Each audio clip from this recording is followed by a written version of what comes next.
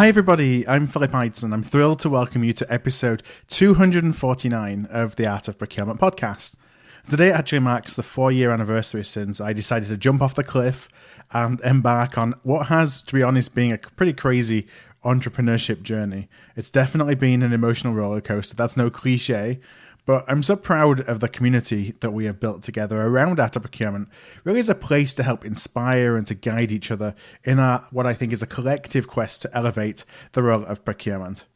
Now, as a number of long-time listeners know, over the Christmas break, we embarked on the first step of what I considered really going back to basics. So we had a number of different brands out there. We consolidated all of those and all our offerings into just Art of Procurement. And I've had a number of you tell me that you think it was the right move, especially over the number of conferences that I've been to for the last month or so. And it's definitely had a positive impact on the business. Well, it's almost time to launch the next phase of AOP. I can't wait to share with you over the next few weeks what we've been working on, what we have in store. I would just say watch this space. All right, before I introduce today's guest, I also want to let you know that we recently signed a media partnership with the Procurement Middle East Conference, which actually takes place this week, at least as we publish this show, which is April 23rd to April 25th in Bahrain. Now, as part of the media partnership, we'll soon be welcoming to the show one of the keynote speakers from the event, so watch this space for that interview. You know, I'm really passionate about the differences, but also some of the similarities in procurement and our maturity around the world. And I'm really looking forward to that interview. I really, through the show, would love to get different perspectives from around the world, as opposed to it being what I think so far has definitely been a North America, Western Europe, and Australasia kind of centric show. So really excited for that. For the event itself, more details can be found just by going to today's episode show notes. Those are going to be at artofprocurement.com/episode 249. So on to this week, and my guest this week on the show is Jill Robbins. Jill is Senior Director of Global Indirect Procurement for Elanco. Elanco's a global animal health company. They actually recently spun out of the global pharma firm Eli Lilly. Now, in addition to working in procurement, Jill is the author of a children's book. She co-owns a trampoline park business with her husband, and she's actually previously worked as a consultant. And Jill and I have been trying to make a podcast happen for over a year now. Honestly, it's been more on me for being able to kind of fit our discussion into our schedule. And so I was really delighted to be able to catch up with her finally at the ProcureCon Indirect East conference. So in our conversation that we recorded live at ProcureCon Indirect East, we covered a number of career-related topics focused around bringing an entrepreneurial approach to your jobs and the benefits of a non-linear career path. So it's a path that, I believe will really become ever more prevalent as the lower rungs of the traditional career ladder in procurement begin to be automated. Really great conversation. We covered so many different areas, so I can't wait to share it with you.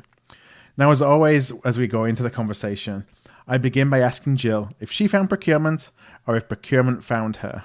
Procurement found me. My first job out of school, I was in quality assurance, working with customers. Mm-hmm. Then I was escorted to my car by armed security after 9/11, given a cardboard box. So, at 21, 22 years old, that was rather shocking. Yeah. Then I went into the private health industry, so a chain of hospitals, and I was in information technology there. And then I started doing medical information sourcing. And then 9 months into that job, they decided to outsource IT to Accenture. So I was given a pink slip, and I decided I really didn't want to be a consultant. Mm-hmm. So then I went to Ingersoll Rand, and that's really where I fell in love with sourcing. So I got a taste of it in the hospital network. Yeah. Then I was a sourcing analyst, had a great boss who really showed me the ropes and really found my niche. And then just kind of blossomed from there, acquired my CPM, CPSM. So it's kind of a God-given ability, I think. You either have it or you don't. I want to ask you, actually, you say about your certifications. Do you find that those have helped you through your career? Because it's such a debate, isn't it, within procurement? Like, do I do a certificate? Do I not do a certificate? I got such mixed ideas and kind of perspectives on that. I'd love to hear what you think about that. I think it really, really depends on the company you work for and whether or not it's disciplined in the strategic sourcing procurement space. Then I think it can be valuable. I think it's great to have on your resume, especially if you're doing something on the side or you plan to kind of branch off in the future. It's great to have those credentials. But I can't, just like a college degree, some people want to say, it's either valuable or not. So it's really up to the individual and kind of how they're motivated and what the organization they work for values. When you hire, do you look for that? Is that an added bonus? Is it a differentiator? I do, because to me it demonstrates competency and a commitment to the discipline. So it's valuable to me as I'm looking, yes. It's interesting you say about commitment to the industry. I was having this conversation, I can't remember where it was, whether it was on social media or whether it was in a phone call, but I was talking to somebody about the fact that there's such a low barrier to entry for procurement, whereas so many other professions, you have your licensing and maybe some of that is self-fulfilling because there's associations who obviously exist to sell you those, but we have low barriers to entry. Does that mean that we need something like that? Does it mean that we don't? It's just an interesting kind of conversation. Yeah, I mean, some of the best procurement people I've worked with and maybe you've worked with, but some of them were not kind of native supply chain or buyer background. So, I think it just depends on the person. And I know people in finance, that are engineers. So, I think it depends on the individual. Yeah. I'd like to say there's a magic formula. One thing that I would say, though, young kind of millennials who are coming up through, they really don't have negotiation skills and they don't really understand commercial terms and conditions. So as, I was groomed, you just were thrown into the fire and you had to learn and work with legal, and that's how you became competent. But I do think that there is a gap, and maybe that's something, a certification or some type of, rigorous training, but understanding how to negotiate in those basic commercial terms and conditions, because it's not something you learn overnight. No, it's funny you say getting thrown into the deep end. That was exactly my experience too. It's like I had no idea what procurement was, and all of a sudden I'm given a $25 million portfolio of parts. This was in the automotive business on the direct side. Kind of like, what the heck do I do with these? Except just get shouted at by my boss all the time whenever there's shortages. But you kind of learn pretty quickly when you're in that environment. I know you have so you wrote a book, I'm not sure, a couple of years ago. I wonder if you could explain a little bit about why you did that, because I know you've got 1,000,001 other things going on in your life to, not necessarily need the commitment of doing that, but it's something that you're obviously passionate about. Yeah, I ask myself the same question. So I guess I saw the bond between my son and our dog, and reading, when you have a child, and we're older parents, we read to him all the time because that's the one thing they say. Read to them even when they're small infants. So I started reading various books, and I really liked the Nancy Tillman books. So On the Night You Were Born, and then she has different ones, and the art was so beautiful. I thought, well, maybe I could write a book. I don't know. So I started kind of inquiring about, different graphic artists and, getting a few things drawn up with my dog and my son based on some pictures. And then and I wrote the story, I'd say over the course of maybe 6 months. Never really thought I would. I mean, I've always been somewhat of a writer, but more on the professional side. Not really on the nonfiction side. So because we've got young kids as well, so we read all the time to them. We've got a ridiculous amount of books.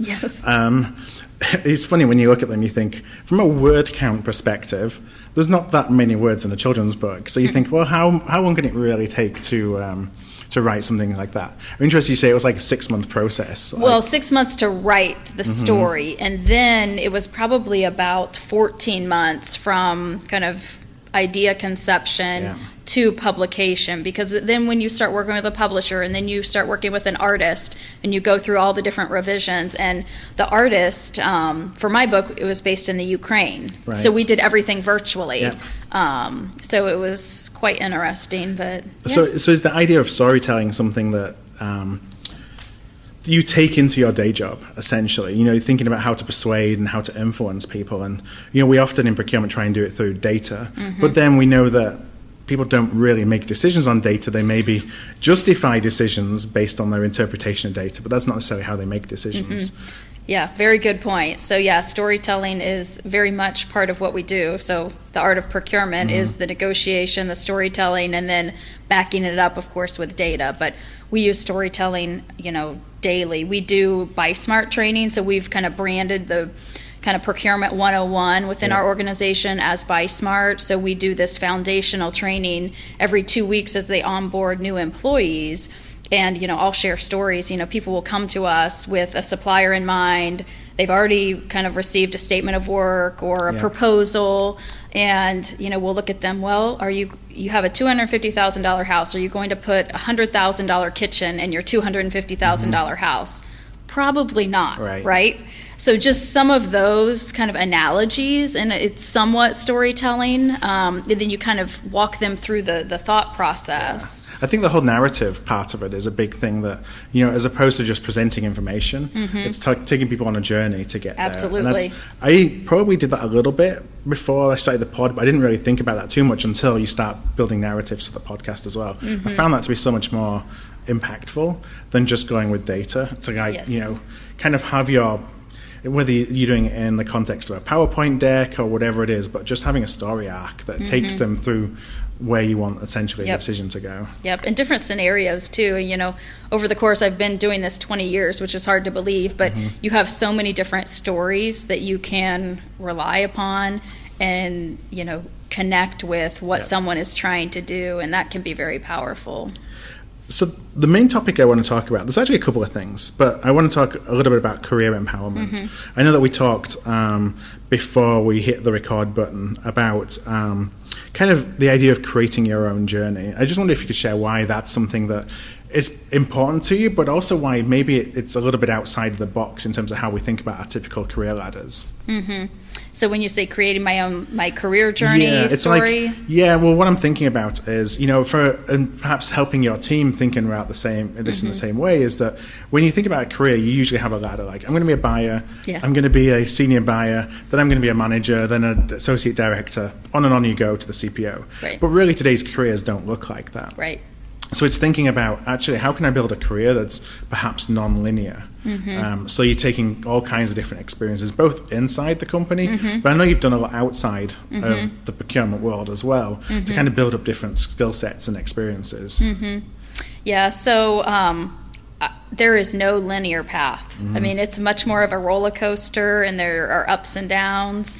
And I would say, find a mentor. And that mentor doesn't necessarily need to be inside the company. It can be someone who's successful in business outside the company. And, inside, they always say, well, if you're a female, find a female mentor. Or if you're a male, find a male mentor. That's bullshit, in my view, because it does not discriminate. You need to find someone that you can connect with, someone that's honest with you, and that will give you real, valid coaching. Because some of the worst career advice I got was from inside the company. I had some really bad positions, but I was checking boxes so that I could advance up the corporate ladder. And my life was miserable. So once I kind of put that behind me, started connecting outside.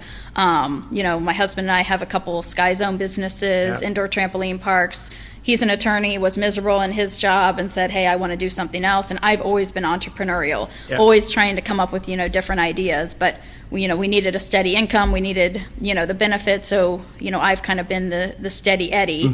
And then he went off. But I learned a lot, in that due diligence process, and was able to apply that, back at work. Which I think is great, because you don't necessarily get the business savvy or business common sense within the four walls of corporate America.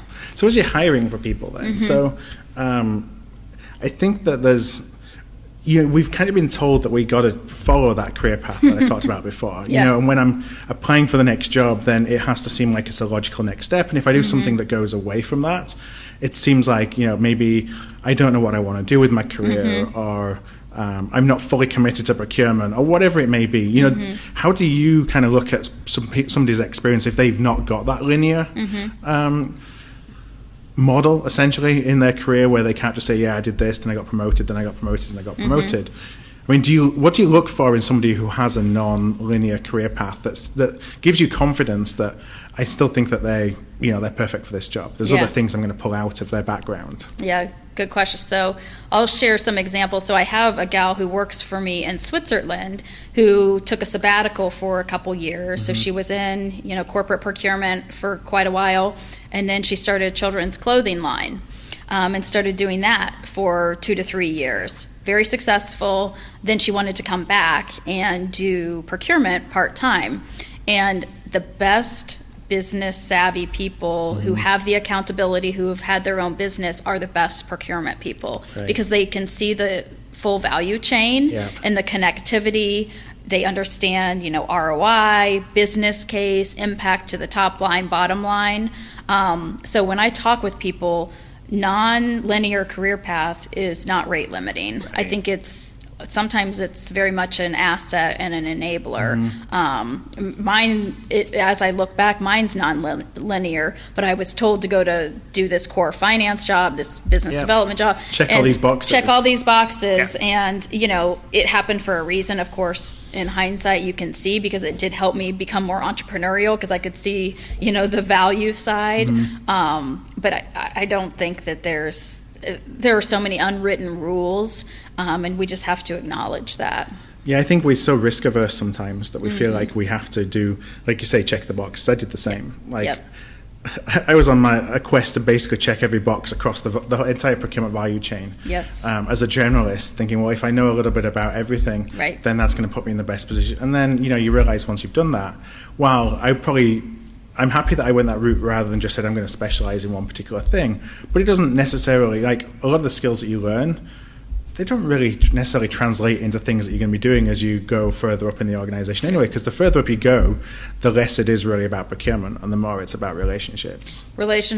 And like you said, the storytelling and the data and how to kind of pull that picture together in those key points to make the right decisions. Now, do you think that procurement as a function will have a career ladder?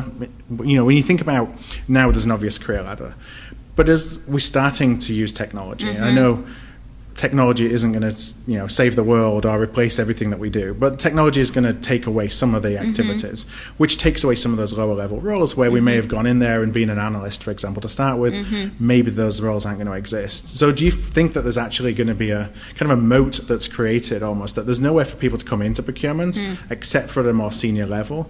So then people are coming from outside of procurement rather than kind of dedicating a career to working their way up. I haven't thought about that, but that's a fair challenge, because you probably learned, and I learned, as a basic kind of analyst, and I think that's the best way to learn, because you can see every aspect of the business.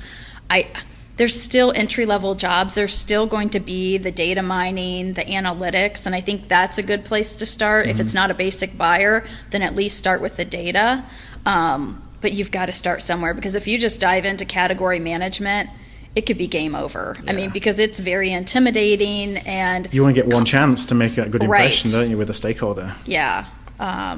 So I don't know. We'll have to see kind of how it shakes out. Yeah, because that's something I worry about, is if there's no way to start, then what happens? Does that mean that it really, are we just going to be pulling people in from outside the business, which is fine, outside of procurement, which is okay, and teaching them procurement skills, but there's not really a way to start, and so you don't have some of that foundation. Yeah, and maybe it's a supply chain foundational start, or a logistics foundational support, and like I said, data, but I think you've got to understand really the supply chain connectivity to be good at category management. Now, you mentioned before about the entrepreneurial side of your experiences and your passion, and obviously writing the book and the Sky Zone franchises that you have. Yeah. Is there a place for, well, I think you'll answer this, I think I know how you'll answer it, but I kind of have some follow-ups, like for that, the spirit of entrepreneurship in procurement, because it means not necessarily following all the rules, or perhaps the the norms that we have set up. It's about challenging the status quo. It's about doing new things. I mean, how have you found, with obviously having that mindset, it can be frustrating. How have you helped that work to your advantage and perhaps overcome some of the frustrations that wanting to do things a little bit differently bring to you? So I'll start with this. You can't teach common sense. And my experience tells me procurement people usually are the most sensical, if that's a word. Just in terms of, managing their, personal money, as well as, thinking as an advocate, for the business. So it can be a blessing and a curse when you really understand how kind of the full value chain connects. You've seen, how to run a successful business, and then you want to apply those principles internally. Corporate people don't always think with common sense. How many times do we hear, I've always done it that way? I can't change to this supplier. I can't look at this scope differently because this is how the system is designed, or this is how the process is designed. And to that I say BS. So then you think of, I'm a Lean Six Sigma black belt as well. So you apply some principles. Well, ask why 5 times. And I have a 3-year-old at home who is very inquisitive as well. So, sometimes you have to, think like a 3-year-old and just keep asking those follow-up questions. And it can be frustrating for the person on the other side, but usually you can hopefully get to the right outcome when you have those follow-up questions. So, I think having that entrepreneurial spirit and, seeing the way things can be done in the outside world, and I can't tell you how many times an internal stakeholder, whether it's in marketing or sales, well, this is what our competition is doing, so we need to do this. Well, screw the competition, because, the best innovators and the best, products in the marketplace, they didn't one-up the competition, or they didn't match the competition. They annihilated them because they thought differently. So I think just challenging... It's like, what are you trying to achieve? What are you trying to achieve? And, put your, head in the... with the customer, and think like them, or the consumer.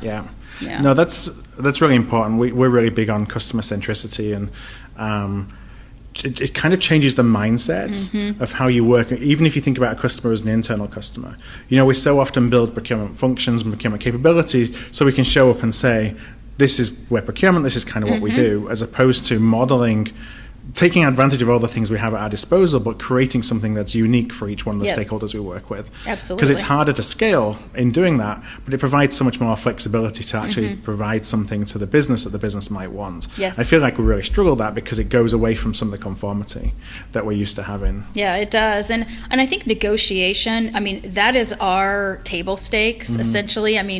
We are probably the best negotiators in the company, and we did a project a couple years ago with our distributors, and we did an RFP with our customers, essentially, and we re-engineered the entire pricing structure with our customers. And since then, they've come back to me, and in April, I'm doing training with all of our key account leaders on the sales side of our business, teaching them how to negotiate. So you think sales, you think they know how to negotiate. They're working with customers all the time, but they're coming to us, and I'm thankful, that they're asking us, because we have, those skills, and it applies whether you're, buying something or you're selling something. Yeah, we have so much that I've heard of a couple of other organizations, but it's not that many people are doing it. But we have so much that we can teach our sales teams of how to work with procurement. Oh, absolutely. And we don't even connect, with the customer. Yeah, and we don't even connect those dots. Like, where procurement, let us help you navigate the procurement teams of the people you're trying to sell to. Absolutely. And it's such a no-brainer, and something that's so easy. Yes. But we just don't do it. And so it costs times. nothing, No. essentially, because you have those skills in-house. And I think just being a sounding board for people too, and salespeople also, they don't want to put things in contracts sometimes, or they don't want to document. And just teaching them some basics. Hey, define what your BATNA is. What are you trying to achieve? And start with some things written down and present that to the other side. can be a game changer. Now, as a small business owner, do you feel that changes the way that you work with small businesses, or you encourage your team to work with small businesses? I mean, I think I've always been a supporter, but it's really about the value and the capability. Yeah. So not just for the sake of, a diverse entity. Yeah, or we just need to put so much spend through small businesses. So it's got to really be for the right reasons, and they have to have a compelling business case. Yeah. I feel that some organizations don't perhaps fear working with small businesses because, one, they may see it's a higher risk profile, but two, they don't really, everyone's bucketed into the same, it's a supplier. But really, you do have to work differently with a small business than a larger business, and a lot of companies just aren't prepared to do that. And it's not necessarily a decision that they take. It's just that's just built into their way of being, is that they only work with suppliers in certain ways. Right.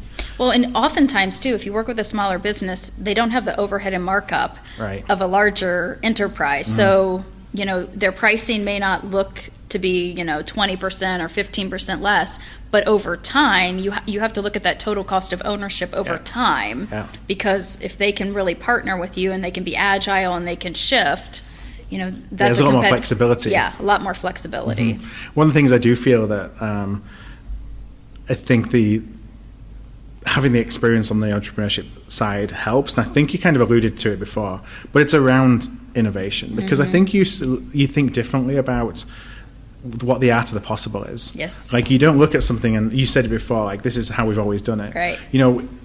We think about, and what I encourage all procurement groups to do is, even when you're going through a process of sourcing, the ink may only be dry on the contract for a day. You should be thinking about how we're going to make that better. Yes. Rather than just saying, okay, that contract's in the books, I don't really need to worry about it for the next 3 years. Absolutely. And really, it's about supplier performance management, and that's something that I'm passionate about, because sometimes our suppliers know us better than we know ourselves. Yeah. And when you build that transparency with the supplier, you can drive that continuous innovation, that continuous improvement, and they can improve their operation as well, because they can apply those lessons learned to other customers. So I think it's a win-win. Now, how do you go about deciding which, how a traditional supply segmentation model is all about how much money do we spend, but that obviously isn't necessarily how important that supplier is to your business. How are you looking at suppliers and thinking, those are ones where I really want to invest in a relationship versus those are the ones that, maybe I don't have the bandwidth to do at this point in time? I think you have to look at your value chain. So it's about spend, but it's also about risk, and it's also about how close are they to the customer, and then what can potentially drive increased margins for your business, and look at it that way. Yeah, I'm thinking of you could have something that's a small spend, but actually it could be a game changer from an innovation perspective. Oh, it's huge. And we often lose sight of those because it's a small number. Yep. And so that actually, and I know I'm kind of jumping over the map a little bit, but I'm interested how that then connects to metrics. Because, again, we always think about cost savings. It's all about doing the biggest deals so we can get the biggest number, even if it's 3% saving on a big number is still a big number versus, we got 20% saving on a small number and it doesn't really mean anything, or we didn't get any savings. Is that how are you kind of taking the entrepreneurial approach, marrying that with perhaps some traditional metrics, or are you thinking about metrics in a different way?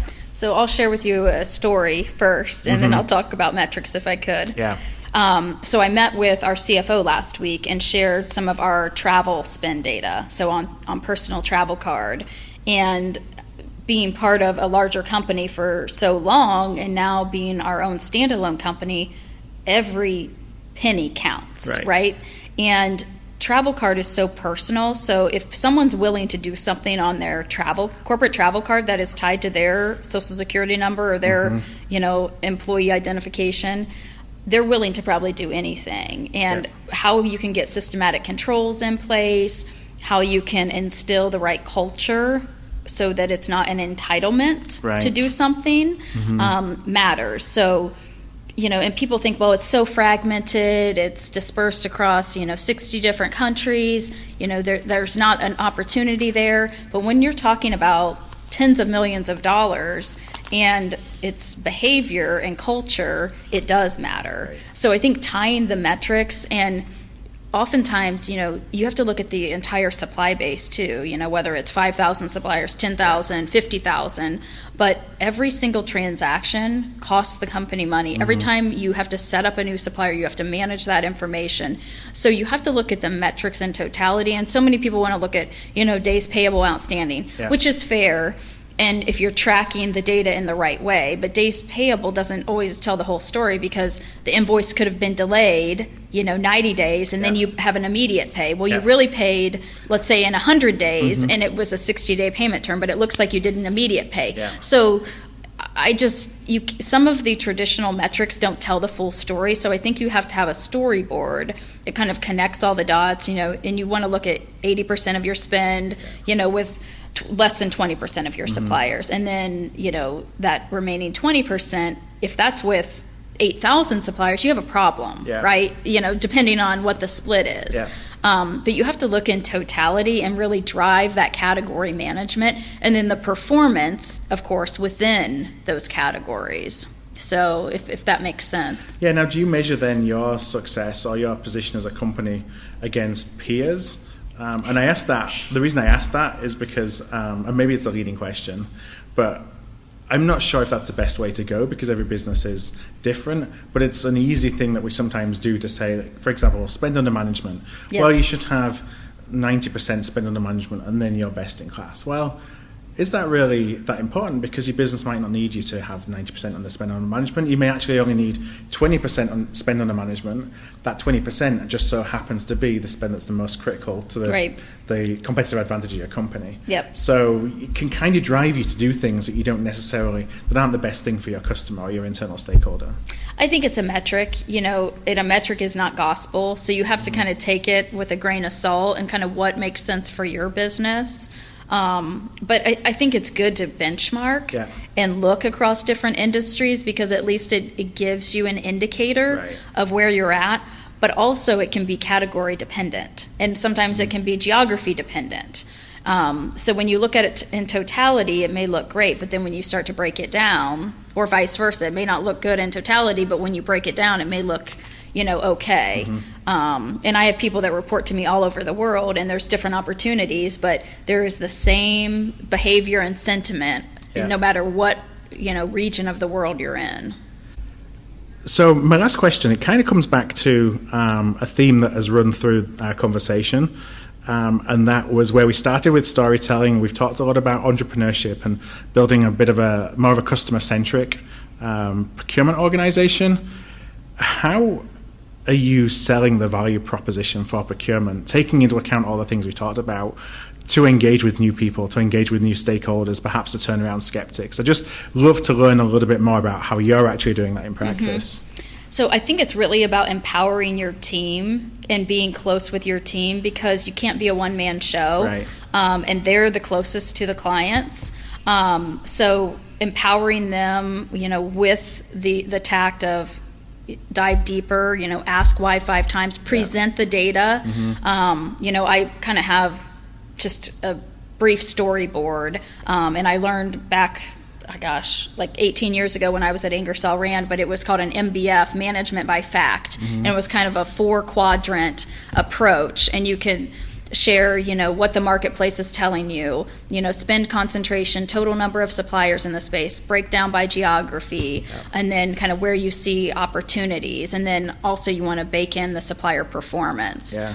So really just letting them understand their business better, because a financial scorecard does not match a procurement assessment of external spend. And they are so close to seeing a financial scorecard, but it doesn't tell them what's going on across their business and where the money's going.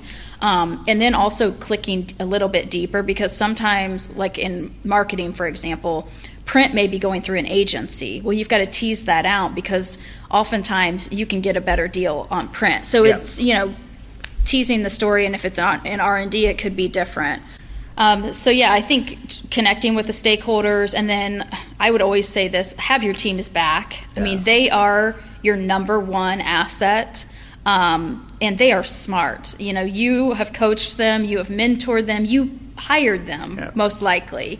And that really goes a long way. And then, when you're with senior leadership, give them accolades, give them specific examples of what your team has done to break down barriers with stakeholders, to, go to the marketplace, to get that external intelligence, and also, connecting the business with some industry best practices as well. You'd be surprised how many people in the business, they want to buy external information when it's available for free, if they would just join, an external council. Yeah, I think you're just showing up, I think it's a lot of things you talked about there, showing up with information that's impactful, that's insightful the first time you have a conversation with somebody, kind of showing up without a agenda, not having a laid out agenda, because I actually think having a laid out agenda is always really powerful, because then you're actually taking somebody on a journey in a meeting, but showing up not with the intention of, I'm going to go and bring all this spend into my purview. I just want to have conversations with people to show that this is the value that I can bring. Right. And keep it casual and low. I mean, people sometimes get intimidated by C-level staff, and you have to just build a rapport and build trust. And sometimes the one-off examples are the most powerful. And, how would you approach this? Kind of flip the coin sometimes, and just be confident in what you're doing, because, we have a unique position, and this is what I always say. Procurement, you have a lens into the entire value chain, and not very many people do, and especially on the indirect side. Sometimes the direct side can be somewhat isolated, but on the indirect side, it is very powerful. And the most expensive words in any business is, we've always done it that way. That's not acceptable. It's a challenge, and also bringing ideas of how other people have solved the same challenge and the same problem. And it doesn't have to be in the same industry too. You've got to break down those industrial kind of walls, because they really don't exist. I could go on about that. It's a little bit of a pet peeve, actually, that we think in silos, and we think organizational, like functional silos, we think industry silos, and yet, like, a lot of what we try and do with the show is bring ideas that are outside of procurement into procurement, because they're successful. So why should we not try and take cues from what other people are doing? Absolutely. Why shouldn't we take cues from what salespeople are doing? Because because it's not the way that we do things in procurement doesn't necessarily mean it's not the way we shouldn't do them. Right. Yep. So. And sometimes, ask suppliers about different solutions. Ask them about their challenges, because usually they're willing to share. Right. Well, Jill, I want to really thank you for joining me on the pod today, for your time here at ProcureCon.